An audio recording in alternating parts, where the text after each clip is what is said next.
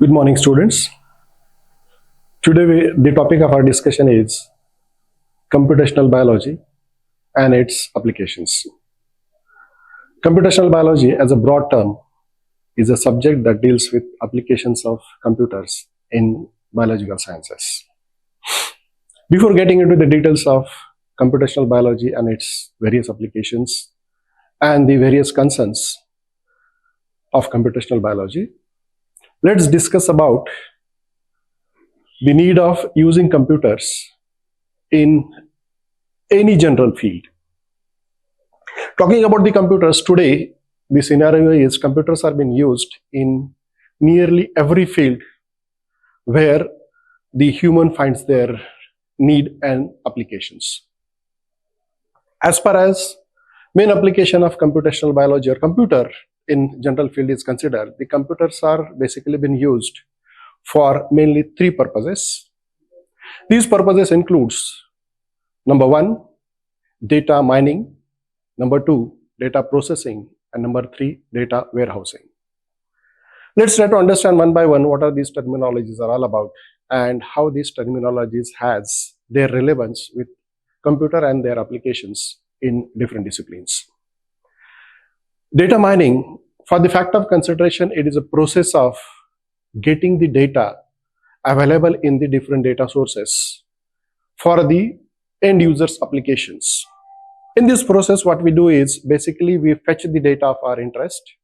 The data is been downloaded from the various data sources into the local computer, where we do the further process, what we understand it as data processing. Let's understand what is data processing. Data processing is a tool where whatever the data that we have mined, that we have extracted, that we have mined or downloaded from different data sources, that data is being processed by using data processing tools. The field in which the data processing has to be carried out, or depending upon the type of data that is available, we have n numbers of different kinds of data processing tools. Once this data is being processed, the processed data is stored, and that process of storing the processed data is what we understand it as data mining. So in short, computers has their applications in mainly three fields. Number one, data mining, where we mine the data of our interest. Data processing, where we process the data by using different data processing tools. And data warehousing, where we store the data for its further applications. As far as mining is considered, we mine the data from different data sources. As far as processing is considered, we process the data by using different processing tools which are available offline or which are available online with the end user. And after processing of data, what we store is nothing but data warehousing. If you are looking at all these three terminologies, we can understand that one word, what we call it as data, is commonly found in all these three terminologies: data mining, data processing, and data warehousing. So let's understand what is this data is all about. For the matter of fact, data is nothing but it's a collection of fact which may or may not hold any meaning. For our understanding, data may be a collection of randomized numerical numbers or numbers starting from 1 to 100, arranged in haphazard manner or arranged in differential manner. When an unknown user looks at this data, he or she may not be able to interpret certain meaning out of that data. But when we process that data, we will be able to get the useful information out of it. So data is a collection of fact which may or may not hold the meaning, whereas information is something that we get out of processing the given data. So these are the two terminologies which we will be coming across in our future discussions or further discussions, that is data and the information. Basically, computers are being used for converting the data into information. For a computer, whatever the computer works upon is a data, but after processing of that data, what we get is called as information. So basically, as we discussed, there are three main fields where the computers are used, that is data mining, data processing, and data warehousing. But principally speaking, the computers are used for converting data into an information. Depending upon the kind of data that is processed and depending upon the needs of users, this data can have differential meaning in the form of information. Let's consider an example of using the computers in order to understand these three terminologies and conversion of data into information. Let's consider the application of computers into banking field. Let's have an example of opening a new banking account. The process that is being followed while opening any banking account is, as and when we want to open a new account, we submit our credentials in the form of KYC to the bank. After processing the KYC and looking after its truthfulness, the bank stores our data in the form of account holder, and a particular number has been given to us, what we understand it as account number. This account number is being stored in the bank permanently. As and when we do any transaction, may it be addition kind of transaction or a subtraction, that is withdrawal kind of transaction, whatever the transactions are there, those transactions are being recorded on this account number. Let's consider an example. After opening an account, we are visiting the bank for depositing certain amounts. Say for example, we want to deposit some 5,000 to our account. So as and when we go to bank and submit the receipts along with the required cash or the cash that we want to deposit, like 5,000. What an accountant does is he opens the data that is being stored in the name of in our name with certain account number that is been allotted to us. So before starting anything, he retrieves the data stored in our name and stored in the name of account that has been allotted to us. So first thing he does is he fetches the information that is, he fetches the data that is available in the computer stored locally in the bank. Upon getting the data, this process, we exactly understand it as data mining process. Upon getting the data or upon fetching the data stored with the credentials of our account number, whatever the amount that we have given to him for adding into our account, he adds that amount. This process, we call it as data processing. And after adding that particular amount, whatever the amount that we are having before addition or before submission of new 5,000, he stores the earlier total amount, adds the newly added amount, and stores that with the new figure that is generated by the computer in the local computer. So first thing that he has done is, as and when we approach the accountant, he retrieves our data stored with the credentials of our account number. This process we call it as data mining. Whatever we do, that is submission of certain amount to the bank in order to be added into our account number or into our accounts, or withdrawal of certain amount from the total account amount that is available in our account.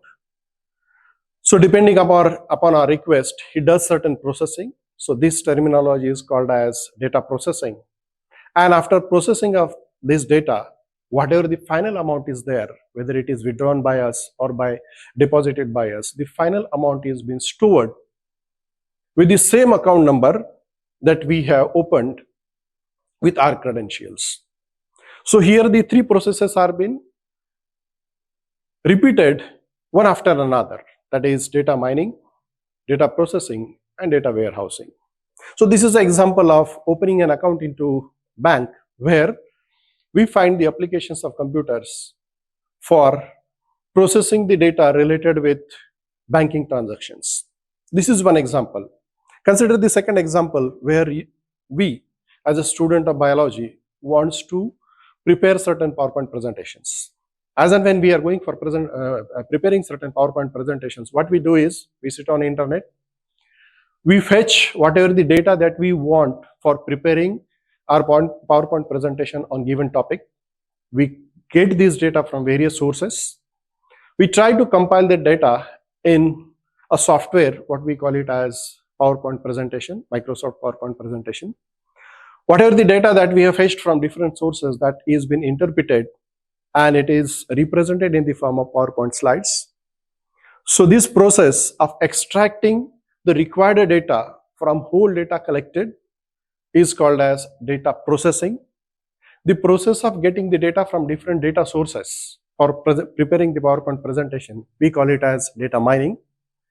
Once we prepare the PowerPoint presentation and say, for example, we want to continue this presentation, after a certain time, we store that data in a local computer. Again, when we come, we try to fetch the data that is stored earlier by the file name that we have stored the file with. We do the process of data mining. Again, we work on the given file to have certain processings. And once it is done, ultimately, whatever the final presentation that we have prepared with the fetched data, that we store in the local computer. So if you are looking at these three processes, what we did is we fetched the data from different data sources available on the internet. We processed that data by using data processing tool. And after processing of that data, we have stored that data in the form of a file. That is what is a process called as data warehousing. If you are looking at these three processes, what we are working on is conversion of data into information. So whatever data that we have fetched from different data sources, that data is processed, and after processing of that data, what we have stored is an information for an end user. So these three processes are repeatedly been continued. Of having the computers applied for end users application is conversion of data into an information. The question comes, do we have such an data available in the biology for which we need to take the help of computers, where the data available in the biology can be converted into useful information for the end users? And the simplest questions to this, the simplest answer to this question is yes. We have a data which is plentifully available in biology, which needs the help of computers for its processing and converting it into useful information. The question comes, what is that data is all about, which is available in the biology that needs the help of computers for its processing? Alternatively, we can have a question, can't we do these processings without the help of computers? Or do we really need the help of computers for converting this data into a useful information? The simplest answer to this question can be depending upon end user's application. Without the help of computers also, we can do these processes, but these processes will be time consuming.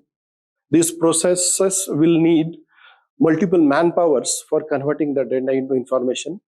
Sharing of the final information with different users will be difficult. So these are the 3-4 things that will be simplified by the help of computers as and when we try to convert the biological data into useful information by using computers. The question comes, what is that data available in the biology for which we need to take the help of computers? Talking about the construction of living organisms or composition of living organisms, each and every living organism is made up of 4 biomolecules, namely nucleic acids, proteins, carbohydrates, and lipids. When we talk about nucleic acids, it is a basic constituent of life that designs the genetics of an organism. And as far as the individuality and the individual characteristic of given organism is considered, this has been decided by this genetic material. The way we are unique, the genetic material that is available with each and every organism is also unique. So think of the different living organisms which are residing onto Earth and think of the differences of genetic information these organisms are holding with them in the form of nucleic acid.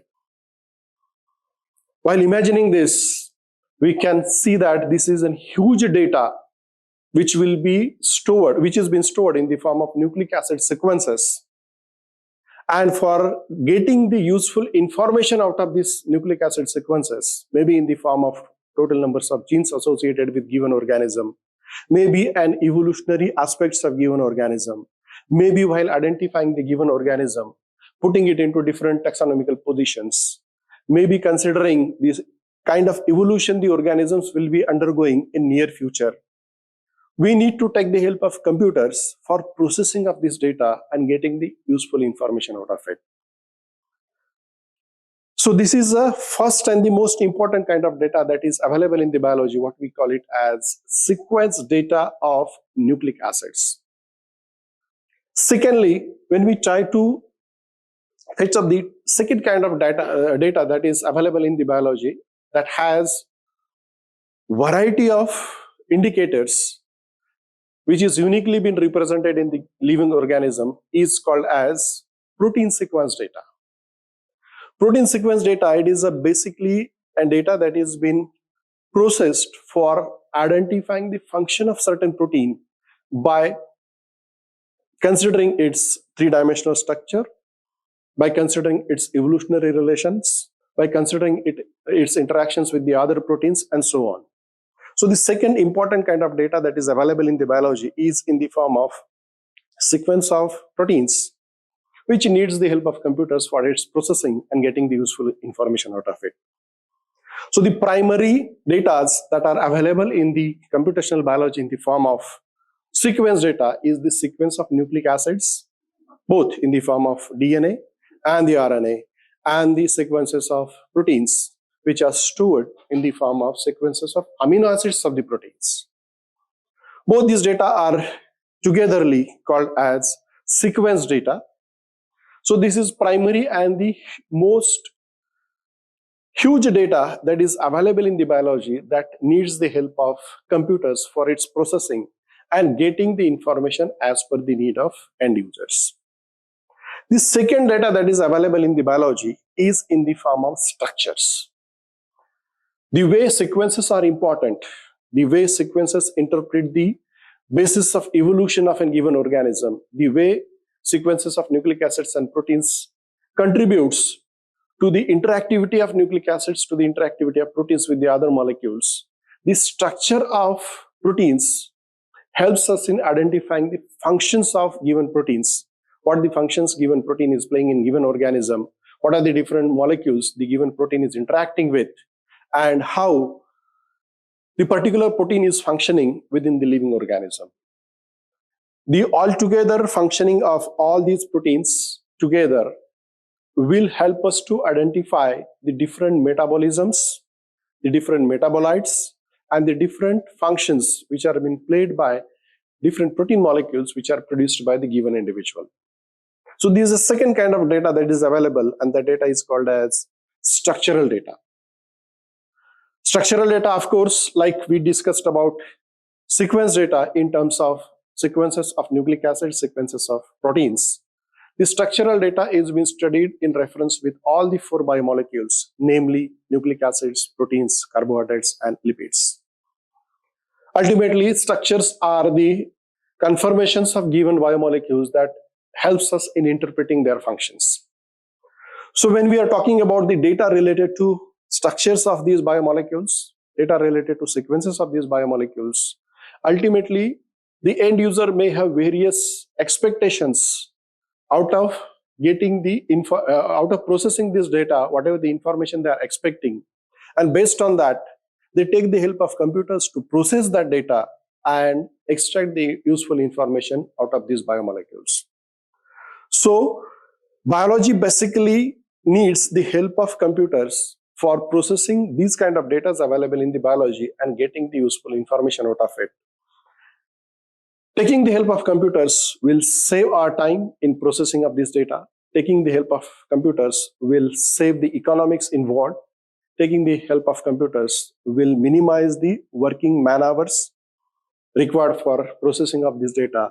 And taking the help of computers will help us in storing the processed data in the form of information which can be shared with multiple users at a time, so as to avoid the repetition of similar experiments which are supposedly been done by other scientists working in the given field.